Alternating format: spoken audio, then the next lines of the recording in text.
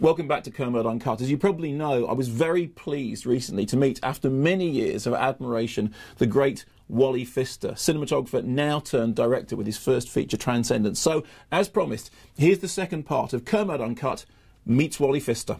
Very briefly, what's the pitch for the story? It's an artificial intelligence story. It's an artificial intelligence story. It's set in the world of the technological singularity, but I really feel it's hard. It's a love story, and so the human element is what's most important to me, is this relationship between the character played by Johnny Depp and the character played by Rebecca Hall, husband and wife, and one of them dies, and the other one tries to keep him alive.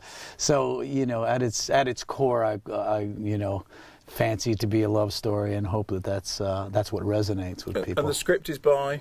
The script was originally written by Jack Paglin, who is currently writing Prometheus 2 for Ridley. Okay, Johnny Depp, Rachel Hall, and of course Paul Bettany. Yep, Paul Bettany. I'm a huge fan of Paul Bettany. Paul is fantastic. To have Johnny and Paul together on this set is just a blast. Morgan, I've known for 10 years through Chris's films. Yeah. Morgan was this wonderful sort of paternal figure on the set who, you know, even when I was directing off-camera actors, Morgan at one point just grabbed me and whispered in my ear, because I was struggling what to say to an actor to you know, evoke a response, and he said, just say this word. And Killian I've known for 10 years too. So how have you found directing? Is it a big difference from DPing? Yeah, it is. I mean, it's interesting. I think I was probably most comfortable with the circus. You know, that wasn't intimidating to me, walking onto a set and having to make those decisions and having to keep the machine rolling and running. I sort of had those responsibilities on a technical level in Chris's movies. So sure. The new elements, of course, were directing performance and really knowing. Yeah, and how'd you find that?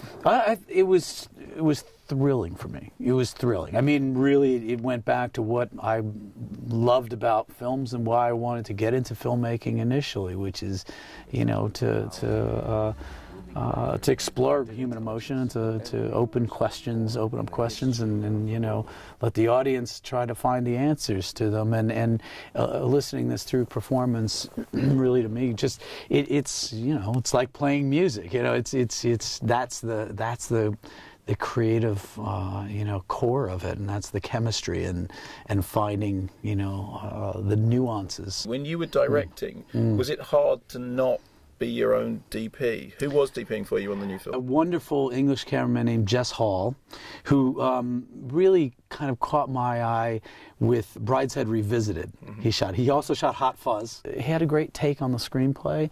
So, you know, this was a much bigger budget than he had been used to. And I felt comfortable with that. You know, I told him I was happy to, you know, just sort of be there to hold his hand in terms of the larger scale of it. But really, it's his taste and his aesthetic that I thought, you know, made sense for what I wanted to do on the screen. So.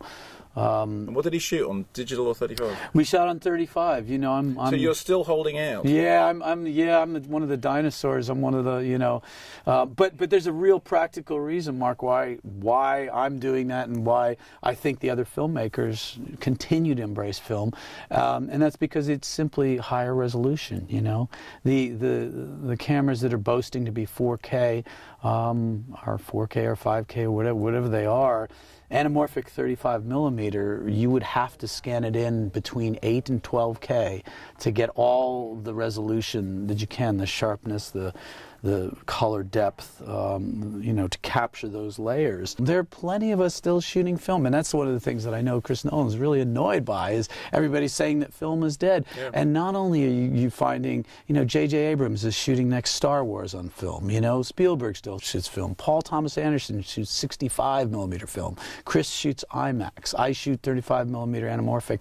But there are plenty, not only plenty independent films that are still shooting Kodak film, but television shows. Breaking Bad was all shot on 35 millimeter film. Oh, right, okay. And, you know, the argument for television is greater to shoot digitally, but people do see a difference, even on television. And somebody as talented and with a strong enough, you know, aesthetic and opinion as Vince Gilligan knows that film makes a difference. And, you know, it's, so those of us who embrace it really have our strong reasons for keeping it around, and mostly because I don't think there's a viable replacement. If we missed anything, how will you know who you're dealing with?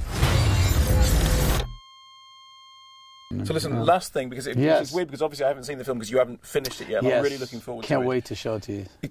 Is it possible to kind of sum up in a couple of sentences what I should be looking forward to? I think so. Look, I think, frankly, Mark, the aesthetic that I embraced in this was the science fiction, genre films that I grew up with, which are the Andromeda Strain, Soylent Green, even Westworld, and the Omega Man, and those wonderful 70s pictures that left you scared, that left you thinking, that really, had deep thoughts to ponder, days after viewing them, and so those things were fun and scary and important. Clockwork Orange, 2001, The Man Who Fell to Earth. As a teenager, for me, really inspired me. So that's kind of the spirit that I embraced in this. So really, in addition, it's about the technological singularity, and I hope I've hit some emotional core in this. If you go see the film and you're feeling ambiguous as to what position you should take, whose side you should believe in, who you think are the good guys, who you think are the bad guys, then I think I've done my job. Well, listen, I'm really looking forward to it. It's bizarre because I'm such a huge fan of your work. I have been for such a long time. It's such a pleasure to finally meet you. I'm very excited about the film. Believe me, the feeling's mutual. I've been watching your show for years, since before you even did the Pfister Factor, but I'm a fan as well, so I'm honored. Well, nice to see you. Thank you, and I look Mark. forward Nice to to see you too. Thank you. You too. For 130,000 years, our capacity for reason has remained unchanged. The combined intellect of the neuroscientists, engineers, mathematicians, and hackers in this auditorium pales in comparison to even the most basic AI. Once online, a sentient machine will quickly overcome the limits of biology. And in a short time, its analytical power will be greater than the collective intelligence of every person born in the history of the world. So now imagine such an entity with a full range of human emotion, even self-awareness. Some scientists refer to this as the singularity. I call it transcendence.